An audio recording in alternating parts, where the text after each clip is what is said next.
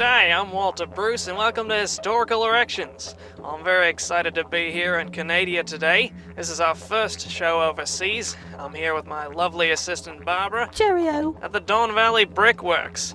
It's going to be an exciting show today. This place is just dripping with history. Oh, if these walls could talk, what stories they'd tell. Sometimes I like to listen just in case I might hear something. Come on now. No, I usually don't hear anything. So before we get stuck into the show proper today, I'd like to give a big thanks to everybody who donated generously during our biannual Wallaby Drive. To everybody who chipped in, cheers. As I said before, we're here in Toronto, Canada, where they take erections very seriously. It is, after all, the home of the world's largest freestanding erection, the CN Tower. You can look it up on Google. That's where I get all my information, and it's good enough for me. Bricks! It's what made this place famous.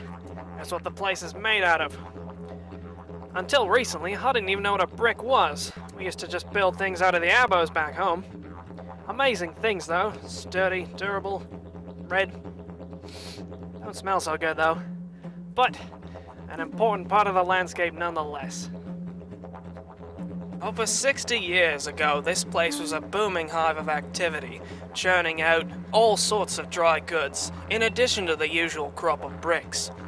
The sheer amount of toil involved in this sort of work has etched itself onto the very surface of the place itself.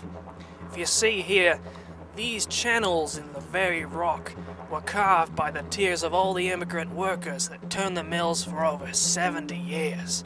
Once the children got too big to turn the mills, they would chop them up and turn them into bricks themselves. It's not as surprising as you might think, considering all they had to eat was dirt. Regulations prevent me from getting any closer, but I'm gonna let you in on a little secret. You see over yonder that smokestack? Normally an unassuming pile of bricks, but beneath its exterior is Canada's first and only weapon of mass destruction. It was a makeshift railgun slapped together from old parts in the 1940s as an experiment. It was capable of hurling a can of beans halfway across the continent.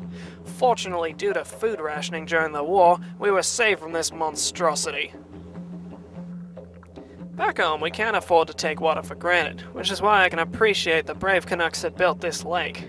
In a stroke of engineering genius, a group of landscaping specialists dug up and transported an unused lake from nearby Scarborough during the winter of '31 when it froze so solid it could be transported by truck.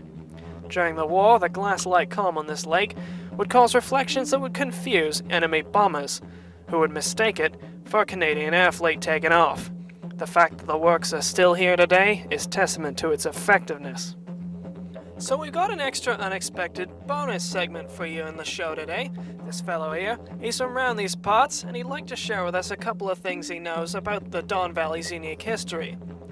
What did you say your name was, sir? Bust. That's sensational, Ralph. Now what do you know about the brickworks themselves? More specifically about the actual bricks made here. You must know so many things about where they were made, how they were built, and where they wound up. That's so informative, it's amazing. Can you tell me more? I guess. Fantastic. It's really been informative talking to you. I'm going to give you my 2 cents in exchange for yours. It's always good to support the local economy. It's been a pleasure, Ralph. That's our show for today, ladies and gentlemen. And now the time has come for us to leave the Don Valley Brickworks.